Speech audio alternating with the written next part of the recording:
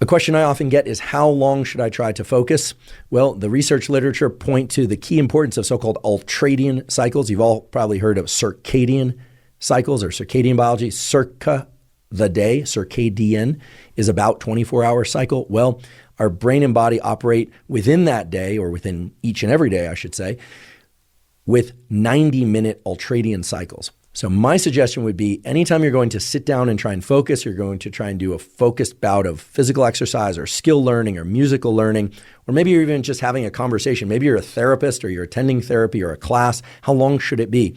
And the ideal duration is about 90 minutes. Not exactly 90 minutes, but we can reliably say 90 minutes or less. Okay, it doesn't have to be the full 90 minutes, but trying to push yourself to be able to drop into 2 hours of focus or 3 hours of focus, while possible, is not really in line with what we know about the underlying biology. Everything from our sleep states, or the different stages of sleep, and our waking states is divided into these 90-minute cycles, or so-called ultradian cycles. So what I like to do is set a timer for 90 minutes.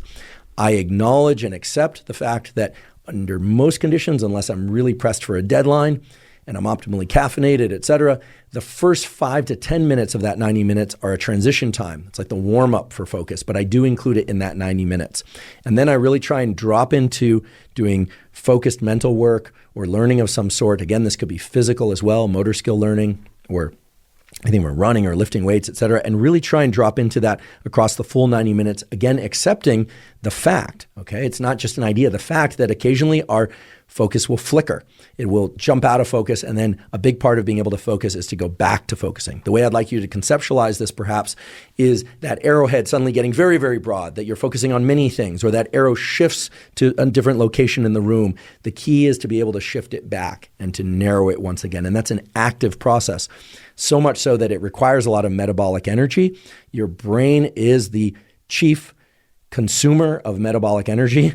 The calories that you consume is so-called basal metabolic rate. Most of that isn't related to movement or heartbeat or breathing. It's related to brain function. Your brain is a glutton with respect to caloric need.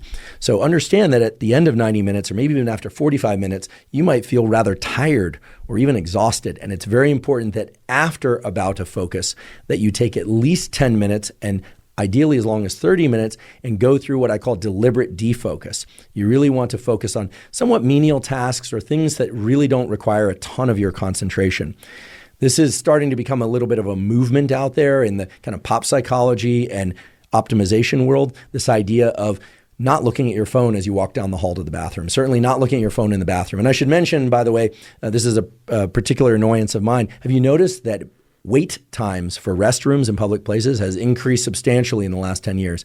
The reason for that is not digestive, okay? It's not the gut microbiome. I mean, it might be the gut microbiome, but chances are it's because people are on their phones in the bathroom. So you're doing yourself and everybody else a favor by staying off your phone in the restroom, staying off your phone while walking down the hall.